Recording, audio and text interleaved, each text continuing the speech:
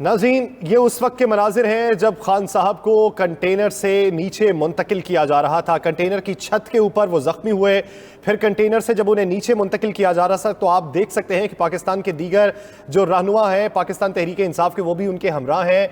Firing के वाक़े के बाद वो जख्मी हैं, चलने में दुश्वारी का सामना था, टांग पे गोलियां लगी थी, उन्हें नीचे लाया गया जहां से उन्हें फिर गाड़ी में मुंतकिल किया गया और फिर गाड़ी के जरिए उन्हें लाहौर में शौकत खानम अस्पताल में तिब्बी इमदाद के लिए मुंतकिल कर दिया गया।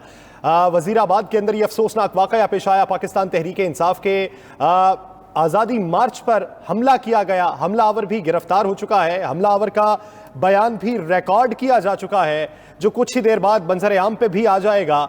इस वक्त पाकिस्तान तहरीक इंसाफ के कुछ रहनुमा उधर वजीराबाद में ही अल्लाह वाला चौक पर मौजूद हैं। कुछ रहनुमाओं ने इमरान खान के साथ लाहौर का सफ़र किया। मजमूई तौर पर 9 अफराद जख्मी हुए, जिनमें पाकिस्तान तहरीक इंसाफ के सेनेटर फैसल जावेद भी शामिल हैं। एक जख्मी जो था जिसका नाम मुअज्जम बताया जाता है, गोंदला वाला वजीराबाद का रिहायशी है, वो जाँ बहक हो गया।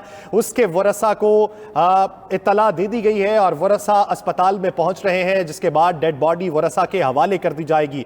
दीगर जख्मियों को तिब्बी इमदाद की फराहमी इस वक्त जारी है और पाकिस्तान तहरीक इंसाफ के चेयरमैन इमरान खान को इस वक्त शौकत खानम अस्पताल लाहौर के अंदर तिब्बी इमदाद फराहम की जा रही है। पाकिस्तान तहरीक इंसाफ के दीगर रहनुमा जो हैं वो इस बारे में 92 न्यूज़ पे आके अपना मौक़िफ़ भी दे चुके हैं।